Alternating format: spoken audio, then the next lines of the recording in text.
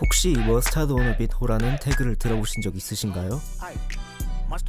이번 캔드릭 라마 디스전에서 메가히트를 달성한 날라이커스의 프로듀서 TV오프에서의 라는 밈의 주인공인 머스타드를 지금 소개해보겠습니다.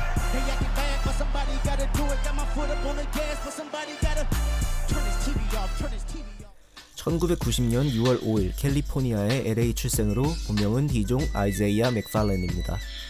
머스타드라는 예명은 자신의 이름과 같은 디종 머스타드의 영향을 받아 만든 예명입니다. 현재는 공식적으로 예명에 DJ를 쓰지 않지만 원래 예명에 붙어있던 DJ는 그가 원래 DJ로 음악 활동을 시작한 것에 기인합니다. 그의 아버지는 자메이카로 추방되어 실제 아버지의 역할은 삼촌이 맡았습니다. 11살 때 삼촌이었던 DJ T는 머스타드를 파티에 남겨두었는데 머스타드는 이때 삼촌이 하던 걸 그대로 보고 음악을 들게 되었습니다. 그의 음악 인생은 이때부터 시작됩니다. 고등학교 시절에는 학교 파티에서 디제잉을 했고 좀 더 나이를 먹고는 지역 클럽에서 디제잉을 할 정도의 실력을 갖추게 됩니다. 이후 디제잉을 하다가 비트를 만드는 친구를 보고 비트메이킹에 흥미가 생긴 머스타드는 학교 친구였던 마이크 프레이를 만나 DAW인 리즌 사용법과 독특한 사운드에 멜로디 찍는 법을 배웠습니다. 또 그는 타이 달라 사인에게도 비트 찍는 법을 배웠는데 그에게는 어떤 드럼을 사용해야 하는지 등을 배웠다고 합니다. 그가 디제잉에 심취했을 시기, 당시의 믹스테이프 호스트로 유명했던 DJ 드라마를 동경해 믹스테이프를 제작하던 도중 YG의 첫 믹스테이프인 Four Fingers를 손에 넣게 됩니다. 이때는 YG를 알지도 못하던 시기였죠. 머스타드는 Four Fingers의 음반을 통해 새로운 믹스테이프를 만들었고 둘을 서로 알고 있던 친구를 통해 YG를 만나게 됩니다. 이후 머스타드는 YG의 투어 DJ가 되었고 이후에도 한동안 투어 DJ로 활동하게 됩니다.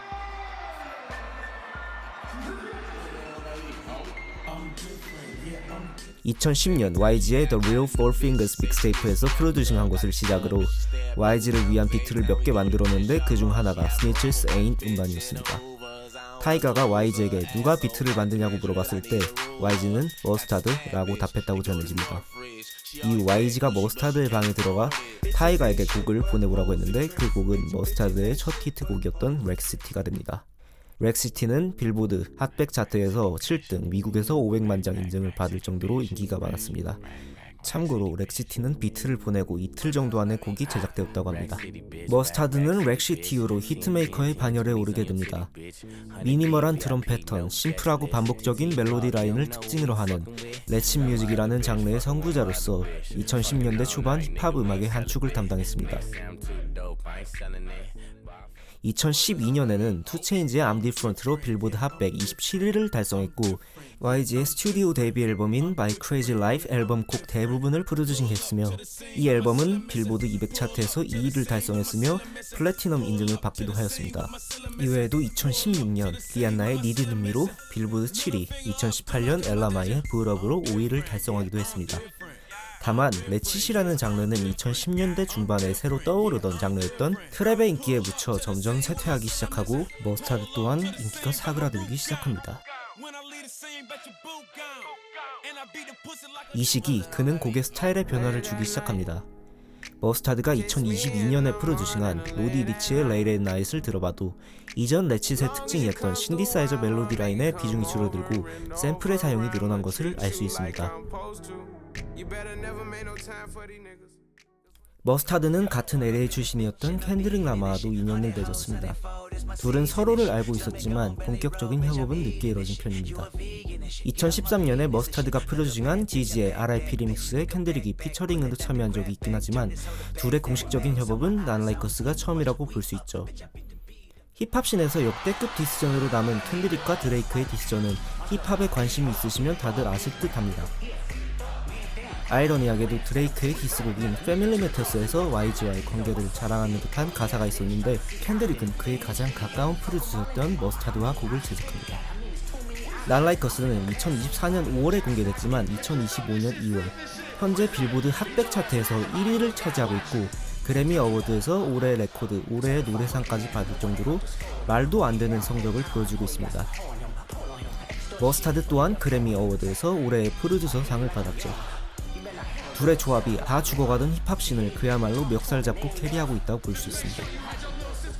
아직까지 엄청난 파급력을 보여주고 있는 데는 최근 켄드릭이 펼친 슈퍼볼 하프타임 공연이 한몫했다고 볼 수 있습니다. 슈퍼볼 하프타임 공연에서 머스타드가 등장하여 화제가 되기도 했죠.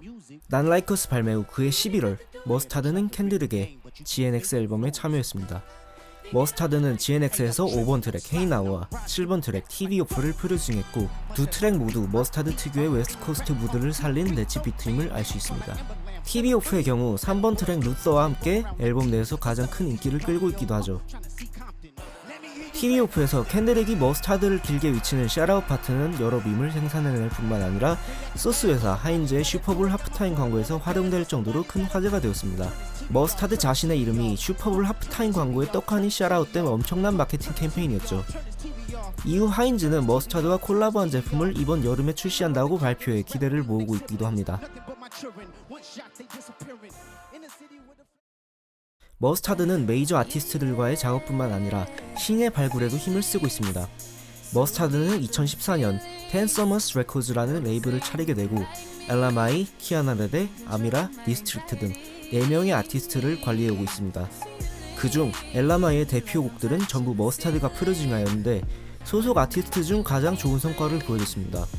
머스타드 특유의 레친 리듬이 남아있는 채로 R&B와 결합된 느낌인데 끈적하면서도 힙합 드럼이 리듬감을 살리면서 힙합 팬들도 쉽게 즐겨 들을 수 있는 트랙들이 많습니다.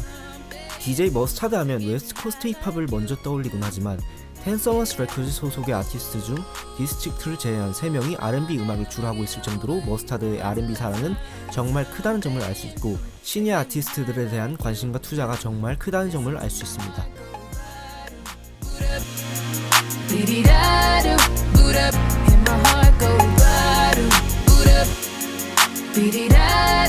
It just won't stop, it go bottom, boot up,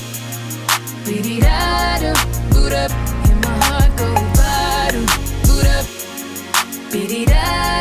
it just won't stop.